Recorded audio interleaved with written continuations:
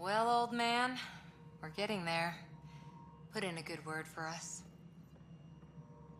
Ryder, you have my condolences for your father. I appreciate it. I didn't know him very well, although I understand he played a key role in planning the initiative. I'm sure he'd be concerned that we still have several arcs missing.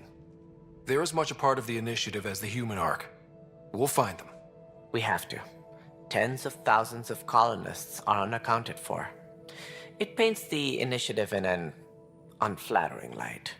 Did you have some other business? Any more information you can give me on the missing arcs? No, and that is the distressing part. The Asari, Turian, and Salarian arcs are completely unaccounted for. If they had the same problems with the Scourge that we did, I fear the worst. Should you find any clues, please investigate. Without the other arcs, the promise of the initiative can never be fulfilled. Are there any other arcs we should expect? We had hoped Quarians would be part of the first wave, but before departure in 2185, we got word they had technical problems with their ship. It seems they're also bringing along Drell, Hanar, and other species as well.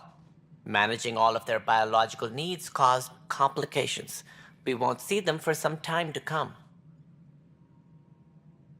What more can you tell me about the initiative? It represents the greatest migration ever attempted. No one had ventured beyond the Milky Way before. We've all left home in search of freedom, fortune, perhaps a new beginning. We are the bravest souls each species has to offer. I hope the Nexus will serve as the seat of government for us all. What do you know about the early days of the initiative? As most everyone knows, Jean Garson's vision made it happen. She was an entrepreneur on Earth, wealthy, young for a human. Garson had the idea for the initiative in the early 2170s, I believe. Many thought leaving the Milky Way was impossible. But she persevered, and as with most great ideas, the doubters were wrong. Why do you think most people came? There are thousands of reasons, one for every colonist here. What does any pilgrim seek? Usually, happiness. Finding the thing that eludes them, the thing to fulfill them. While we cannot promise they will find it, we can facilitate the search. It looks like a melting pot around here. The Nexus is home to several initiative species. Many came ahead of the Arcs. The hope is that this station will one day serve as the governing body in Andromeda. Though I'm not sure what they were thinking, lumping Krogan into the mix. As a Solarian, my kind tend to have a low opinion of them. Nothing I've seen here has changed that. Why don't you like the Krogan? It's common knowledge that they are a violent, ignorant species. Long ago, they waged nuclear war on one another. Their planet was decimated. My people tried to uplift them, but the Krogan could never tame their worst instincts. What if they bring their tempers to Andromeda? We'll all be dead. It sounds like the Nexus has had a rough time of it. Publicly, I would say we're more than up for the challenge. Privately, I can tell you, it's been a disaster. The Scourge killed hundreds, many of them our senior leadership. Even the founder of the initiative, Jean Garson, is dead. How did Jean Garson die? With the rest of the leadership, when the Nexus hit the Scourge, a large wing of stasis pods was destroyed. They were killed instantly.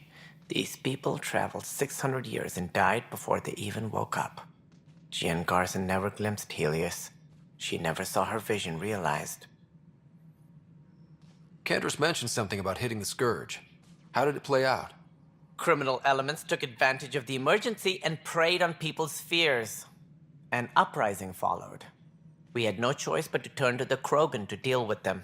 They crushed the mutiny and the criminals were banished. Exiles, we call them. I doubt we've heard the last of them. They're led by an outlaw, Sloane Kelly. She used to be one of ours. Who is this Sloane Kelly? She was head of security on the Nexus. She opposed the uprising at first, but eventually turned traitor and joined them. Misguided sympathy for the plight of the common citizen? Nonsense. They posed a direct threat to our existence. There don't seem to be many Krogan around. Good riddance.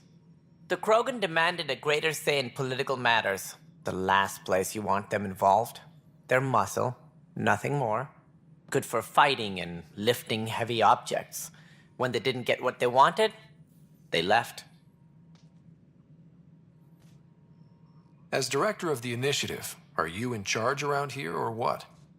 If the others would allow me, they don't see me as the rightful successor. What's their problem with you?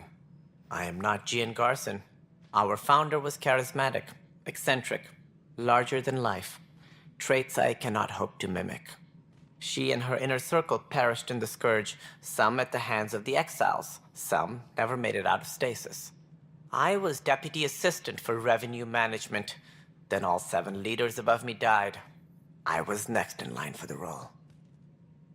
So, you're an accountant? Don't let that fool you. We are all capable of more than we know. When I was young, I was fascinated by the idea of exploring space. Life had its detours, and I went a different direction. Then I heard about the initiative, and saw my chance to try the path not taken. While I may not be setting foot on new worlds, my authority can ensure that you do. Right. Sorry. So how does anything get done? In theory, Kesh handles the Nexus's physical operations, Kandros runs the militia, and Addison manages colonial affairs. I oversee all of it. In practice, we argue, debate, and yell at each other until a decision is made. If we're lucky. It is maddening. What do I need to consider in making a planet viable? Assuming the planet supports life, an outpost is critical. People like a roof over their heads, and you'll want to eliminate any hostile threats. Whether that's the Cat or other terrors lurking in Helios, colonists being murdered on sight can be discouraging. Also, scouting and mapping terrain is a priority for any Pathfinder. And don't forget forward stations. You'll want those. What can you tell me about forward stations? I was afraid you'd ask. It's mostly what the engineers tell me. A forward station allows mining, equipment repairs, and resupply for field teams. I mean, who wouldn't want that? But seeing as how every colonization effort has failed, it's just theory at the moment. You get to test it out, Ryder. That's all. Thanks for your time. I'm happy to help. You will find our futures depend on each other's success. Good luck.